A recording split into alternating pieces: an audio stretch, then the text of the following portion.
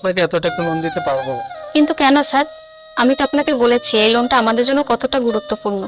এই লোনটা না পেলে আমাদের পথে বসতে হবে। এই নেই, সো আপনাকে আমরা লোনটা দিতে পারবো না। স্যার একটু চেষ্টা করে দেখুন না, আপনি তো বুঝতে পারছেন এটা আমাদের জন্য কতটা ইম্পর্টেন্ট। সরি ম্যাডাম, সেন্টার হিসেবে রাখতে পারেন, তাহলে আমরা ভেবে দেখতে পারি। আপনি আপনাদের খুলনা এলাকার দীপ্ত সাহেবের সাথে কথা বলে দেখতে পারেন, উনি প্রভাবশালী। আচ্ছা ধন্যবাদ স্যার, তাহলে আমি আসি।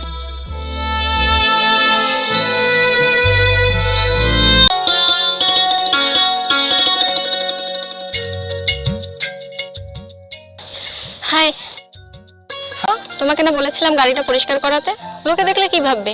তুমি নিজে ফিটফাট থাকো অথচ তোমার গাড়িটা থাকে নোংরা। আরে আমি গিয়েছিলাম ভাইয়ের একটা কাজে, আর সেখান থেকে তুমি হয়তো জানো না বর্তমানে আমাদের আর্থিকভাবে খুব সমস্যা চলছে। এখন একটা লোন না নিতে পারলে আমাদের রাস্তায় বসতে হবে, এছাড়া কোনো উপায় নেই। গিয়েছিলাম কিন্তু ব্যাংক থেকে এত টাকা লোন দিতে রাজি হয়নি। ব্যাংক থেকে দীপ্ত ভাইয়ের কথা বললো, আর দীপ্ত ভাইয়া তো তোমার ভাই, শুনেছি উনি অনেক ভালো মনের মানুষ। কথা বলে দেখি না, তুমি আজই তোমার ভাইয়ের সাথে কথা বলবে কিন্তু। আচ্ছা বলবো ভাইয়ের সাথে কথা বলে আমি তোমাকে জানাবো। আচ্ছা এখন চলো না।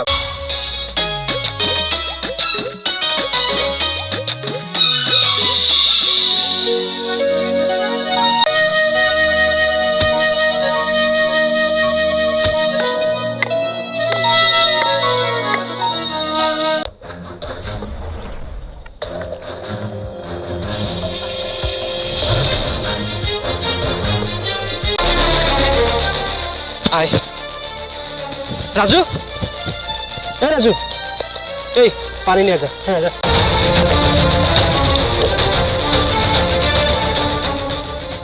ওঠ ওঠ ওঠ। একটু মাথা ঘুরে গিয়েছিল। তুই কি পাগল নাকি? আমাকে আগে কেন বলিসনি? তুই সারা রাত জেগে পড়েছিস, সামনে পরীক্ষা, শরীর দুর্বল, আমাকে বললেই তো। তুই কাজ কর, বাড়িতে যা, যে রেস্ট কর, এখন কাজ করতে হবে না। আর পরীক্ষা দিয়ে তারপরে আসবি। যা যা, এই ওকে নিয়ে যা। কাজ করবেন কেন? এ কাজ করলে কি সমস্যা? আরে বোকার দল, আমি ছোটবেলা থেকে এসব কৃষি কাজ করেই বড় হয়েছি, আমি এগুলোই ভালো পারি। গোলবাগানে যেতে হবে, ওকে বাসায় দিয়ে যা। সত্যি ভাইয়া, আপনি মহান একজন মানুষ। হাট, বাসায় যা, কাজের থেকে কথা বেশি বল।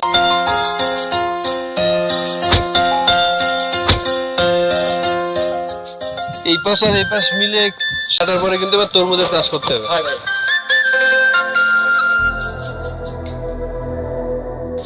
এই তুই এসে এইভাবে বসে পড়লি কেন? কি হয়েছে তোর? না কিছু না ভাই। মন খারাপ? না বল। ভাই, আমার মা খুব অসুস্থ, ডাক্তারের কাছে নিয়ে গেছিলাম, ডাক্তার বলেছে এখানে ট্রিটমেন্ট হবে না। এত বড় সমস্যা তুই আমাকে কেন বললি না? তোর মা মানে তো আমারও মা, তাই না? তুই আমার কি? তুই আমার ভাই না? জানাস না? দাঁড়া, এখানে কত আছে জানি না, নে তুই রাখ। আসসালামু আলাইকুম দীপ্ত ভাই, কেমন আছেন? ওয়ালাইকুম আসসালাম, ভালো আছি। আপনি কেমন আছেন চেয়ারম্যান সাহেব? ওঠ, আয়।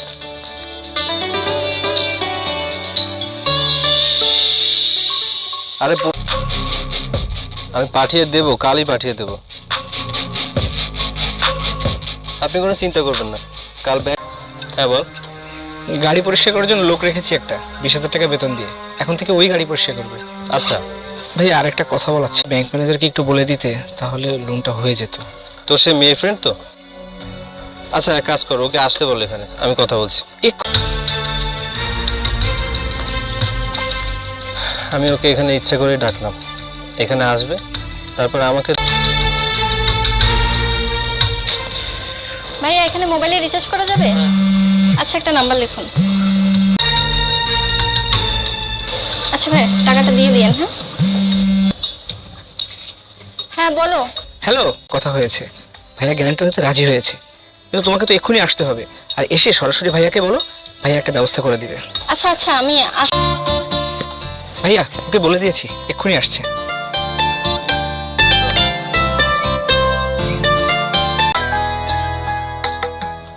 ভাইয়া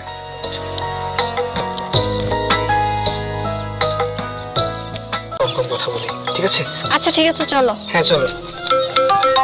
এই রে, একটা ইম্পর্টেন্ট কল এসছে, তুমি একটু ভাইয়ের সাথে গিয়ে কথা বল।